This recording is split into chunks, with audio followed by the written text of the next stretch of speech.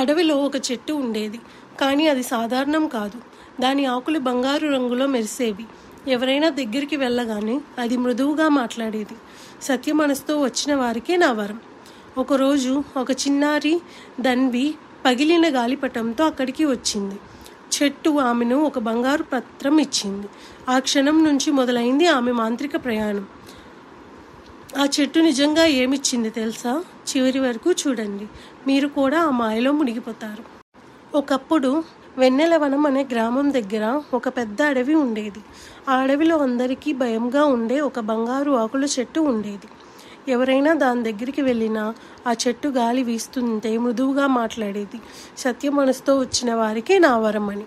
ఒకరోజు చిన్న అమ్మాయి ధన్వి ఆ చెట్టు దగ్గరికి వెళ్ళింది. ఆమె చేతిలో పగిలిన కాగితపు గాలిపటం. ఇది ఎగరాలని ఉంది, నువ్వు దిద్దగలవా అని చెట్టుని అడిగింది. చెట్టు కొమ్మలు మెరిసి ఒక బంగారు పత్రం కింద పడింది. దాన్ని కాగితంగా పెట్టి గాలిపటం కట్టుకో అన్న స్వరం వినిపించింది. ఆమె అలాగే చేసింది. గాలిపటం ఆకాశంలో ఎగిరింది. కానీ ఆకాశంలో మేఘాలు పక్కకు జరిగి ఇంద్రధనస్సు రహదారి కనపడింది. ధన్వి దానిపై నడవగా ఆమె ఒక మాంత్రిక లోకానికి చేరుకుంది. అక్కడ పువ్వులు మాట్లాడతాయి, చీమలు పాటలు పాడతాయి, నదులు నవ్వుతాయి.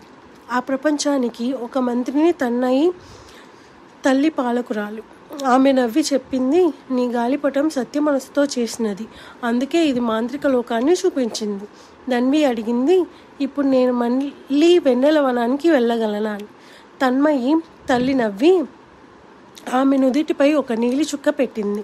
ఇప్పుడు ఎప్పుడు నీ హృదయం దయతో నిన్నుంటే ఈ చుక్క మెరిసి నీకు మాయా మార్గం చూపుతుంది. అప్పటి నుంచి ధన్వి ఎప్పుడైనా దయ మనసుతో ఉంటే ఆ చుక్క కాంతి మెరుస్తూ ఆమెకి సంతోషం, సహాయం ఇచ్చేది.